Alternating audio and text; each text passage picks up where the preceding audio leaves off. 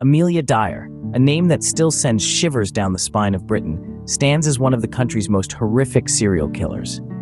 Born into the Victorian era, a time of societal flux and industrial revolution, Dyer's early life was marked by an affinity for nursing. This seemingly benign interest, however, would set the stage for a chilling descent into the underworld of baby farming. In an age where social norms and economic pressures often forced unwed mothers into desperate situations, Dyer saw opportunity. She offered a solution, promising to provide loving homes to these unwanted infants. Instead, she plunged into the heart of darkness. The transition from caring nurse to ruthless baby farmer was gradual, yet relentless. Dyer began a horrifying journey, adopting innocent infants under the guise of care, only to lead them to their untimely deaths. This was the beginning of a grim chapter in Victorian England, a dark shadow that would linger for years to come. Under Dyer's care, these infants found not a safe haven, but a house of horrors. The woman who had once been a nurse, who had once been entrusted to care for the sick and the weak, turned her attention to a far more sinister trade. The term baby farming barely scratches the surface of the atrocities she committed. Dyer adopted infants under the pretense of providing them with a loving home. But in reality, she neglected these innocent lives, leaving them to starve while she reaped the benefits of the adoption fees. But even this wasn't enough for her. Not content with merely neglecting these children, Dyer took the unthinkable step further.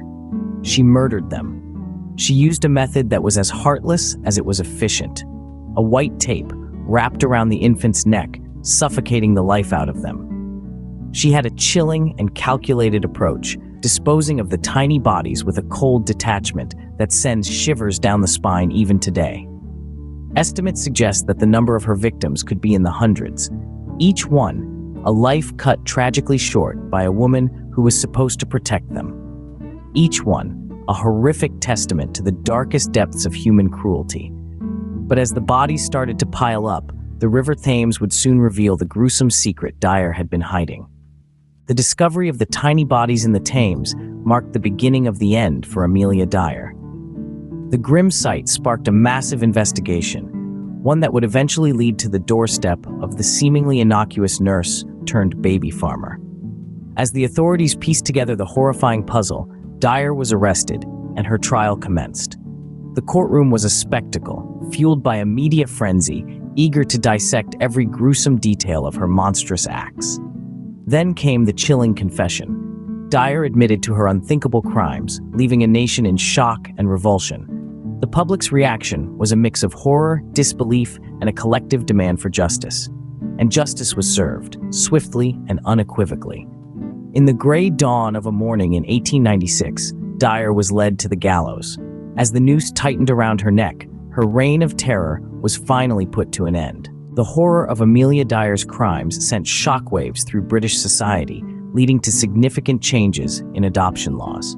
In the aftermath of the chilling revelations, a wave of public outrage swept across the nation. The realization that such a monstrous scheme had been able to operate under the radar for so long was a bitter pill to swallow.